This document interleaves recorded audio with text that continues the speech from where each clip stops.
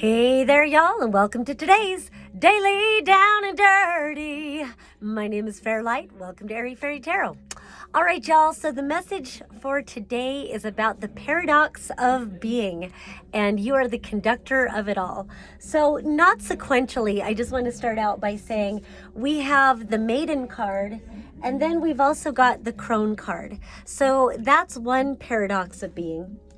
Then with the Maiden card, kind of turning their backs to each other, we've got this Apprentice card. And to me, this is like the youthful feminine, and this is the youthful masculine. And then we've also got, I wasn't going to go on into all of it, but just the paradox of being, how you are the conductor of it all, yet sometimes it feels like the whole weight of the world is on your shoulders.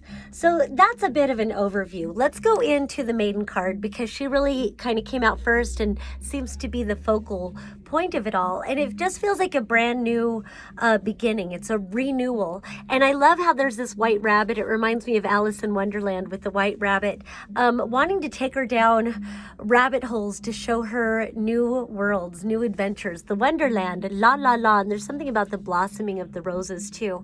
It really feels like there's some great transcendence taking place right now. I feel like it's collectively some great transcendence of being, some great transcendence of what we're free to explore in life, in living, in reality.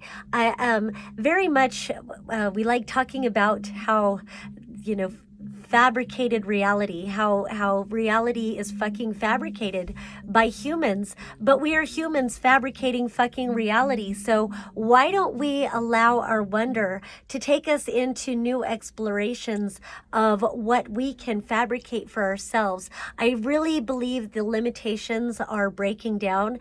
There's a great dissolution of the walls that are containing us and confining us and defining reality for us.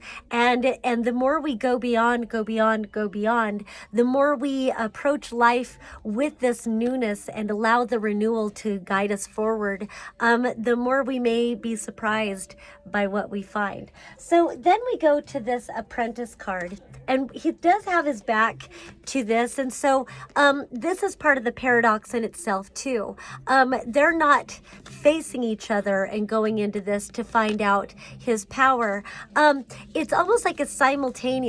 So like simultaneously, while these new discoveries are taking place, while these boundaries are being dissolved, we're also dealing with things from the past. And that's where his attention is. It's on this Three of Air reversed, which normally the Three of Swords is about heartbreak.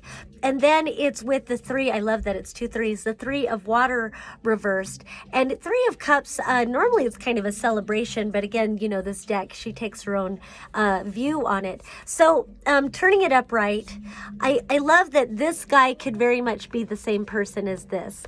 He's studying, learning this alchemy, only here he's in the dark, he's in the shadows, and there's some sort of element of death implied here, and like an alchemy that's going on, a transmutation. So dying to the old, it's a renewal, a rebirth. Again, alchemizing the lower vibrational frequencies into the gold, into the golden light, into the gold of true understanding and manifestation, really. And then here he's in the daytime, and he's practicing what he's learned. And I love that he's got his cauldron, with this golden light coming up here, and then always this golden apple that appears in some of these, but especially with him, there's some sort of knowledge, some sort of attainment that is prized over here, sitting like a trophy. And I don't know, there's something about that.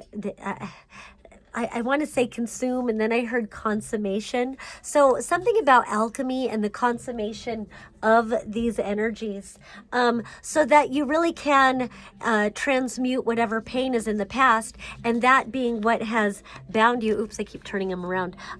You see that she's breaking free from whatever has bound her. And this being a water card, this is so much about our emotions, how we've kept our emotions bound, and how that has limited us from alchemizing whatever pain we have carried, and how putting a death to that by setting ourselves free and allowing ourselves to flow forward. Then we go to this crone card, and she just was kind of sitting by herself watching all of this. And so again, it speaks to that paradox kind of energy. I want to jump over to these, and I also want to look at what was underneath the crone. But just underneath, or just this crone energy all by herself, she has attained great wisdom, and it's that whole fuck around and find out kind of thing. She used to be this maiden, and but the way she gained all of this wisdom, all of this knowledge, is because she has gone through a lot of life experience, and she has utilized her magic. She has perfected her magic. She hasn't been afraid to explore and discover, and she uses the cycles of the moon. There's something about all of these that are implied here. She might also take some psilocybin mushrooms. No, no, yes. That definitely can help with understanding your connection to the universe. And then there's this raven over her shoulder as well. And so learning that we do have allies that are both in the light and in the shadows. And the more we recognize ourselves as beings of both light and shadow, we are light and dark, we are good and bad, we are masculine and feminine, we are the full spectrum of it all. And so, you know, I love to talk about Alan Watts and the element of irreducible rascality. The more she allows herself to be the rascal, the more she is aligned to what is meaningful to her, what her truth is. And then integrity is being true to yourself.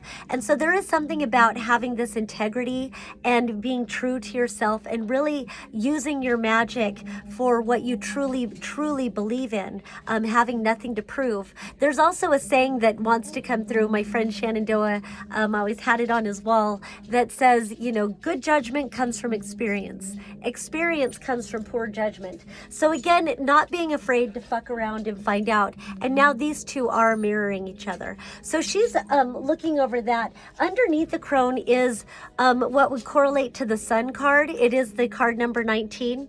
It's reversed right now. And if you see in this card, yes, there is this illuminated person right here, but down here she's in the shadows. She's going through her long dark night of the soul. She's processing all that isn't true for her. So there's so much about process, so much about alchemy, and how we do have to sometimes go into that shadow realm to recover the fragmented pieces of ourselves and to reclaim our truth. And it's interesting, as we reclaim those fragmented pieces of us and we shine light on those parts of us, again, that element of irreducible rascality, as we shine light on that and we reflect on that and we accept that these are aspects of ourselves, and we reincorporate those fragments into our being, we become whole. And then we align to a greater truth about not only ourselves, but about the universal connection that we all carry around and through us. We are that divine light and dark. We are that divine illumination. And all of this whole process, it's illumination, but it's the process again. And so it does kind of feel like there's a wisdom understanding that it reminds me of that saying it's a song or whatever. It might even be like a Bible verse, something about to all things there is a season. And so, you might have your periods of illumination, but also know that you're going to have your periods of going back into the darkness. And so the cycles go. There's a cyclical aspect. There's a cyclical nature to life. And, the night is always followed by the day, and the day is always followed by the night. So it's always about that. Again, there's some great wisdom that's contained within these two. And then we come to this 10 of water and this 4 of earth. And you see, he's like carrying the weight of the world on his shoulders in a way. It's like he has to be the support for everybody else's joy and happiness. But you see, it's breaking him down. It's breaking his arm. It's breaking his face open. And so it just kind of feels like in that whole cyclical nature, there's this greater empowerment of you pull the strings. And here's that moon there talking about the cycles again. And so it really does feel like the only one that can set you free is you. But that's you accepting that there's beliefs that you hold, there's emotions that you hold, there's all of these things contained within you that create the structures, the barriers. And you have the power to dissolve it all and to create a new and greater flow into your life. All right, that's all I have for today. Peace and love until next time.